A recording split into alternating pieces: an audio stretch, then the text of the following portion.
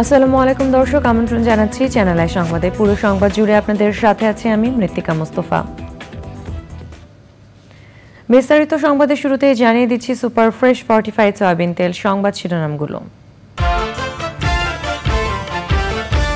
সাবেক মন্ত্রী দীপু মনি ও আরিফ খান জয় হত্যা মামলায় গ্রেপ্তার করল পুলিশ, নেওয়া হয়েছে ডিবি কার্যালয়ে।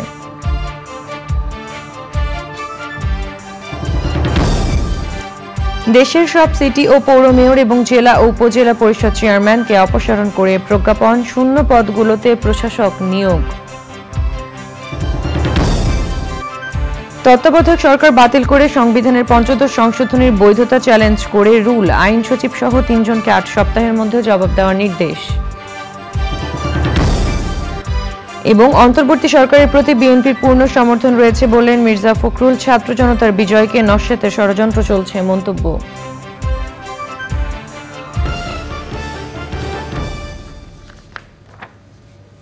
দর্শক, সংবাদ শিরোনামগুলো জানাচ্ছিলাম। এখনকার সংবাদ আয়োজন একই সঙ্গে চ্যানেল আইয়ের ইউটিউব চ্যানেলে এবং চ্যানেলের ওটিটি প্ল্যাটফর্ম আই স্ক্রিনে লাইভ স্ট্রিম হচ্ছে। যাচ্ছি বিস্তারিত সংবাদে। ক্ষমতাচ্যুত সরকারের সাবেক মন্ত্রী ডাক্তার দীপু মনিকে গ্রেপ্তার করেছে পুলিশ। তাকে রাজধানীর মোহাম্মদপুর থানার দায়ের করা হত্যা মামলায় গ্রেপ্তার দেখানো হয়েছে। রাজধানীর বাড়িধারার ডিওএইচএস থেকে দীপু মনিকে আটক করা হয়।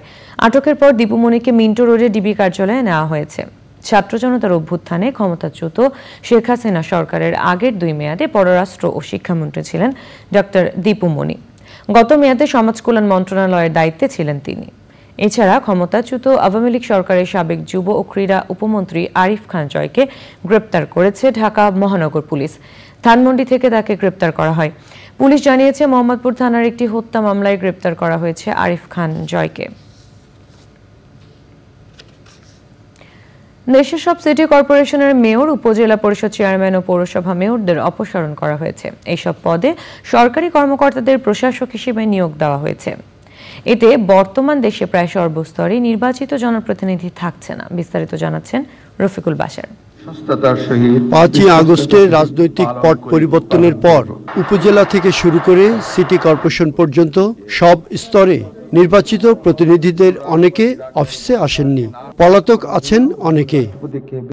এই অবস্থায় স্থানীয় সরকারের সব জনপ্রতিনিধিকে অপসারণ করা হলো। আমি যদি 2 দিন এখানে না আসি তাহলে তুমি কি বলবে যে উনি আসেন আর নাই, কি বলবা? আজকে তুমি আসলে এসে আমাকে পেলে না, তোমরা অনেক তো অফিসে পাইনি, 2 দিন ধরে পাচ্ছি না। তো সেই তথ্য আমরা নিচ্ছি যে কে আছে কে নেই। আর থাকা না থাকাটাও তো আবার বেশ একটু ঘোলাটে এরিয়া। আমি কোথাও লুকিয়ে আছি, পরিস্থিতির কারণে আমি লুকিয়ে থাকতে পারি, মানে যিনি ইনকামবেন্ট লুকিয়ে থাকতে পারেন, তো অফিসে নেই। তো আমার তো দরকার অফিসে। দেশের 12টি সিটি কর্পোরেশনের মেয়র, 493 জন উপজেলা পরিষদ চেয়ারম্যান, 323 জন পৌরসভা মেয়র ও 60 জন জেলা পরিষদ চেয়ারম্যানকে অপসারণ করে প্রজ্ঞাপন জারি করেছে স্থানীয় সরকার বিভাগ। সিটি কর্পোরেশন, উপজেলা পরিষদ চেয়ারম্যান, পৌর মেয়র এবং জেলা পরিষদ চেয়ারম্যানের শূন্য পদে প্রশাসক নিয়োগ দেওয়া হয়েছে। এই আদেশের ফলে দেশে প্রায় সকল স্তরেই নির্বাচিত জনপ্রতিনিধি শূন্য হল। 12টি সিটি কর্পোরেশনের মধ্যে ঢাকা উত্তর ও ঢাকা দক্ষিণ, নারায়ণগঞ্জ এবং কুমিল্লা সিটি কর্পোরেশনে অতিরিক্ত সচিব ও সমমর্যাদার 4 কর্মকর্তাকে প্রশাসক হিসেবে নিয়োগ দেওয়া হয়েছে। বাকি 8 সিটি কর্পোরেশনে বিভাগীয় কমিশনাররা প্রশাসকের দায়িত্ব পালন করবেন। 495 জন উপজেলা নির্বাহী কর্মকর্তা নিজ নিজ উপজেলায় প্রশাসক হিসাবে দায়িত্ব পালন করবেন। 330টি পৌরসভায় প্রশাসনের বিভিন্ন পর্যায়ের কর্মকর্তারা প্রশাসক হিসাবে নিয়োগ পেয়েছেন। 61টি জেলার মধ্যে 53টি জেলায় জেলা প্রশাসকদের জেলা পরিষদ প্রশাসক হিসেবে নিয়োগ দেওয়া হয়েছে। আর 8টি বিভাগীয় জেলায় অতিরিক্ত বিভাগীয় কমিশনাররা জেলা পরিষদের দায়িত্ব পালন করবেন। Rafiqul Bashar, channel i, Dhaka. তত্ত্বাবধায়ক সরকার ব্যবস্থা বাতিল করে সংবিধানের পঞ্চদশ সংশোধনী কেন অবৈধ নয় জানতে চেয়ে রুল জারি করেছেন হাইকোর্ট। সংবিধানের মূল ভিত্তির সাথে সাংঘর্ষিক বলে ওই সংশোধনী বাতিল চেয়েছেন আবেদনকারী। তবে সংশোধনী স্থগিতাদেশের আবেদনের বিষয়ে জোর বিরোধিতা করেছে রাষ্ট্রপক্ষ। মাজহারুল হক মান্নার রিপোর্ট। পঞ্চদশ সংশোধনীর মাধ্যমে বঙ্গবন্ধু শেখ মুজিবুর রহমানকে জাতির পিতা হিসেবে স্বীকৃতি দেওয়া হয়, বাতিল করা হয় তত্ত্বাবধায়ক সরকার ব্যবস্থা। একই সঙ্গে জাতীয় সংসদে নারীদের জন্য সংরক্ষিত আসন সংখ্যা ৪৫ থেকে বাড়িয়ে ৫০ করা হয়।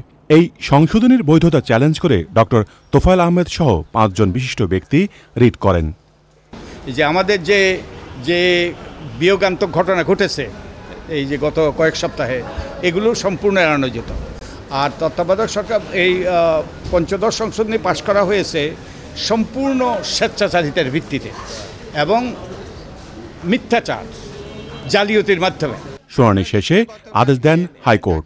কোর্ট পূর্ণাঙ্গ শুনানি নিয়ে পঞ্চদশ সংশোধনী অসাংবিধানিক ঘোষণা করতে পারে, তত্ত্বাবধায়ক সরকার ব্যবস্থা বাতিল করে এবং আরও অনেকগুলো মৌলিক পরিবর্তন আনা হয় সংবিধানে। এর মধ্যে যেমন একটা উল্লেখযোগ্য হচ্ছে ৭ ধারার পরিবর্তন, যার মাধ্যমে পরবর্তী সংসদগুলোর সংবিধান সংশোধন করার ক্ষমতাকে গুরুতরভাবে খর্ব করা হয়। এই বিষয়ে রাষ্ট্রপক্ষের অবস্থান ব্যাখ্যা করেন অ্যাটর্নি জেনারেল। যে পঞ্চদশ সংশোধনীর উপরে এখনই একটা স্টে দরকার, আমি বলেছি সেখানে আমাদের আপত্তি আছে। স্ট্যাটিউটের উপরে কখনো স্টে হয় না। ওনারা আমাদেরকে শোনার পরে যদি মনে করেন দিস অ্যামেন্ডমেন্ট ইজ ভয়েড আব ইনিশিও, সেটা ডিক্লেয়ার করতে পারেন। জারি করার রুলে আইন সচিব ও সংসদ বিষয়ক সচিব সহ ৩ জনকে বিবাদী করা হয়। তাদের ৮ সপ্তাহের মধ্যে জবাব দিতে বলা হয়েছে। Mazharul Haque Manna, channel i, Dhaka. বিএনপি মহাসচিব মির্জা ফখরুল ইসলাম আলমগীর বলেছেন, অন্তর্বর্তী সরকারের প্রতি তাদের পূর্ণ সমর্থন রয়েছে। বিএনপির প্রতিষ্ঠাতা জিয়াউর রহমানের মাজার জিয়ারত করে তিনি বলেন, ছাত্র জনতার আন্দোলনের বিজয়কে নস্যাৎ করতে ষড়যন্ত্র চলছে। ঢাকায় ইউরোপীয় ইউনিয়নের ভারপ্রাপ্ত রাষ্ট্রদূত বার্নস পানিয়ার সঙ্গে বৈঠকের পর বিএনপি নেতারা জানিয়েছেন, অর্থনীতিকে সচল করা ও নির্বাচন সহ বিভিন্ন বিষয়ে আলোচনা হয়েছে। রাহুল রায় রিপোর্ট। রাজনৈতিক কর্মসূচির পাশাপাশি বিভিন্ন কূটনীতিকদের সঙ্গে বৈঠক করছে বিএনপি। দলের চেয়ারপারসন বেগম খালেদা জিয়ার গুলশান কার্যালয়ে ঢাকায় ইউরোপীয় ইউনিয়নের ভারপ্রাপ্ত রাষ্ট্রদূত বার্নস পানিয়ার সঙ্গে বৈঠক করেছে দলটি। ঘণ্টাখানেকের বৈঠকে ছিলেন দলের মহাসচিব মির্জা ফখরুল ইসলাম আলমগীর, স্থায়ী কমিটির সদস্য আমির খসরু মাহমুদ চৌধুরী ও সাংগঠনিক সম্পাদক শামা ওবায়েদ। গুড গভর্নেন্স বাংলাদেশের যে প্রতিষ্ঠানগুলো সব ধ্বংস হয়ে গেছে, এগুলোর প্রতিকার কি এবং কিভাবে এগুলোকে আবার ট্র্যাকে আনা যায়, সঠিক জায়গায় আনা যায়, আগামী দিনে আমরা যে সবগুলো সংস্কার করে একটা গণতন্ত্রের পথে কিভাবে ফিরে আসতে পারি, মূলত এই আলোচনা। এতগুলো টাকা যে বিদেশে পাচার হয়েছে, যে $100 বিলিয়ন উপরে যেটা বিভিন্ন সোর্স থেকে যেটা বলা হচ্ছে, এই টাকাগুলো বাংলাদেশে ফেরত আনার ব্যাপারে আলোচনা হয়েছে। স্বেচ্ছাসেবক দলের ৪৪তম প্রতিষ্ঠাবার্ষিকীতে নেতাকর্মীদের নিয়ে দলের প্রতিষ্ঠাতা জিয়াউর রহমানের মাজার জিয়ারত করেছেন মহাসচিব মির্জা ফখরুল ইসলাম আলমগীর। পরে সাংবাদিকদের সঙ্গে কথা বলেন তিনি। ইতিমধ্যে এই দলকে সাংগঠনিকভাবে সুদৃঢ় করার জন্য কাজ শুরু করেছে। কিছু সংখ্যক ব্যক্তি আজকে ছাত্র জনতার এই বিজয়কে নস্যাৎ করে দেওয়ার জন্য ষড়যন্ত্র করছে, চক্রান্ত করছে। তারা বিভিন্ন অঞ্চলে গোলযোগ সৃষ্টি করে আমাদের দলের নেতাকর্মীদের উপরে অন্যায়ভাবে আঘাত সৃষ্টি করার চেষ্টা করছে। আমরা পরিষ্কার ভাষায় বলতে চাই, আমাদের দলের কোনো নেতাকর্মী কোনো রকম কোনো এই ধরনের ঘটনার সঙ্গে জড়িত নয়। রাজধানীতে বিভিন্ন কর্মসূচি পালন করেছে বিএনপির অঙ্গ ও সহযোগী সংগঠনগুলো। সব হত্যাকাণ্ডের বিচার দাবিতে বিক্ষোভ সমাবেশ করেছেন উত্তরা পশ্চিম থানা বিএনপি ও অঙ্গ সংগঠনের নেতাকর্মীরা। একই দাবিতে আদাবরে বিএনপির নির্বাহী কমিটির সদস্য তাবিত আওয়াল ও সাইফুল আলম নীরবের নেতৃত্বে বিক্ষোভ সমাবেশ হয়েছে।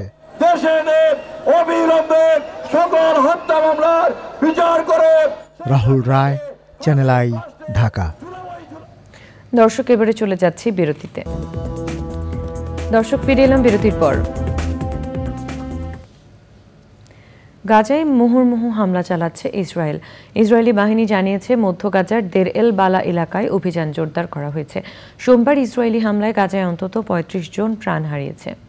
ঘরবাড়ি ধ্বংস হয়ে যাওয়ায় বাধ্য হয়ে অনেককেই ধ্বংসস্তূপের মধ্যে বাস করতে হচ্ছে। হামাস অভিযোগ করেছে ইসরায়েলকে গণহত্যার সুযোগ দিতে যুক্তরাষ্ট্র যুদ্ধবিরতির আলোচনার নামে সময় ক্ষেপণ করছে। ইসরায়েলের সাবেক প্রধানমন্ত্রী ইহুদ বরাক বলেছেন, বর্তমান প্রধানমন্ত্রী নেতানিয়াহু ইসরায়েলকে একটি আঞ্চলিক যুদ্ধের দিকে নিয়ে যাচ্ছেন।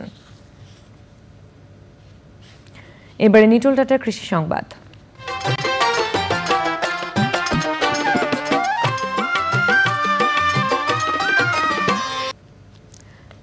গাইবান্ধায় চলতি মৌসুমে মরিচ চাষ করলেও লাভবান হতে পারছেন না কৃষক। শুরু থেকেই খেতে রোগবালাইয়ের কারণে ফলন বিপর্যয় ঘটেছে, তাই বাজার দর ভালো হলেও মরিচ আবাদে লাভবান হতে পারছেন না কৃষক। গাইবান্ধা থেকে ফারুক হোসেনের পাঠানো তথ্য ভিডিও চিত্র নিয়ে তাফিমুল ইসলামের রিপোর্ট।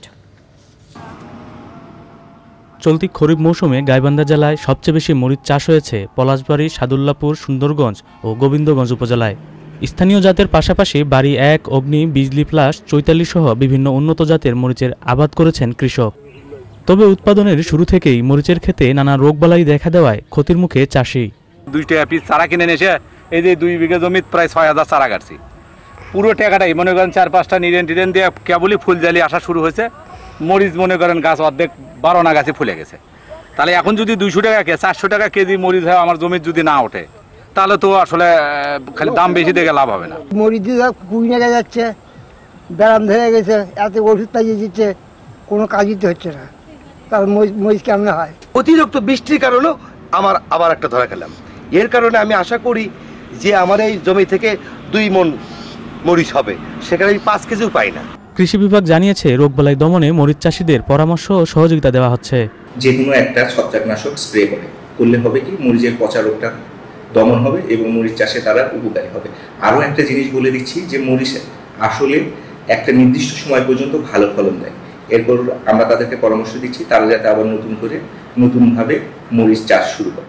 গাইবান্ধা জেলায় এবছর 560 হেক্টর জমিতে মরিচের আবাদ হয়েছে। তাফিমুল ইসলাম, চ্যানেল আই। এখন দেখবেন প্রকৃতি সংবাদ।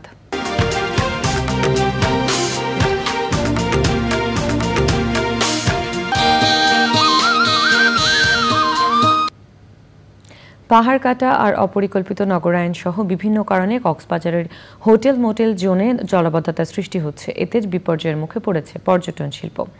সমস্যা সমাধানে পরিবেশ বান্ধব উন্নয়নের পাশাপাশি পাহাড় কাটা বন্ধে দ্রুত উদ্যোগ নেওয়ার তাগিদ পরিবেশবাদীদের। কক্সবাজার থেকে নুরুল আলমের ভিডিও চিত্রে সরওয়ার আজম মানিকের রিপোর্ট।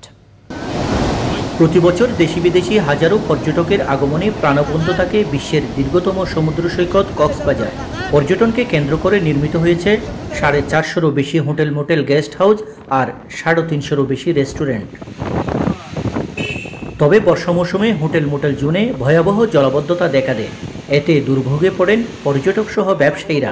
মেন পুলগুলি ঘটছে, এই মেন পুলগুলি নিজ হওয়ার কারণে এই আমরা জলাবদ্ধ সৃষ্টি হচ্ছি। আর একটা বিশেষ করে আমাদের যে ড্রেনটা ছিল আপনার কোকের সামনে থেকে, জেলা প্রশাসন মহোদয়ের সামনে থেকে একদম নাজিরহাট পর্যন্ত, ওই ড্রেনটা না থাকার কারণে আমরা এটার ভুক্তভোগী। পাহাড় কাটা আর অবকাঠামো নির্মাণে কোনো নিয়ম নীতি না মানায় ভেঙে পড়েছে শহরের ড্রেনেজ ব্যবস্থা। কলাতলির থেকে নাজিরহাট পর্যন্ত এই ড্রেন যদি এক্সকাভেশন না করে, এটার ওয়েটিং যদি না বাড়ায়, এটার প্রশস্ততা এবং গভীরতা যদি বৃদ্ধি না করে, তাহলে এই জলাবদ্ধতা থেকে মুক্তির কোনো বিকল্প নেই। পরিবেশ বান্ধব পর্যটন নগরী গড়ে তোলার পাশাপাশি পাহাড় খেকুদের বিরুদ্ধে ব্যবস্থা নেওয়া জরুরি বলছেন পরিবেশবিদরা। দুষ্কৃতিকারীদের পাহাড় কাটা এবং এই যে পানি নিষ্কাশনের সুন্দর ব্যবস্থা না থাকা, অপরিকল্পিত ব্যবস্থা, পরিকল্পনা মতো সব কিছু যদি হয় তাহলে এই দুর্ভোগ থেকে পর্যটকরা রক্ষা পাবে। পর্যটন শিল্পের বিকাশ ও অর্থনৈতিক উন্নয়ন ধরে রাখতে সমন্বিত পদক্ষেপে জোর দেওয়ার পরামর্শ সংশ্লিষ্টদের। পাহাড় কাটা সহ নানা কারণে এই পর্যটন জোনে জলাবদ্ধতার সৃষ্টি হয়, আর এই জলাবদ্ধতা দূরকরণের জন্য প্রয়োজনীয় উদ্যোগ নেওয়ার কথা বলছেন পরিবেশবিদরা। তারা বলছেন এখানে টেকসই ও পরিকল্পিত উন্নয়ন প্রয়োজন। কক্সবাজারের হোটেল মোটেল জোন থেকে সরওয়ার আজম মানিক, চ্যানেল আই। দর্শক, এবারে খেলার খবর।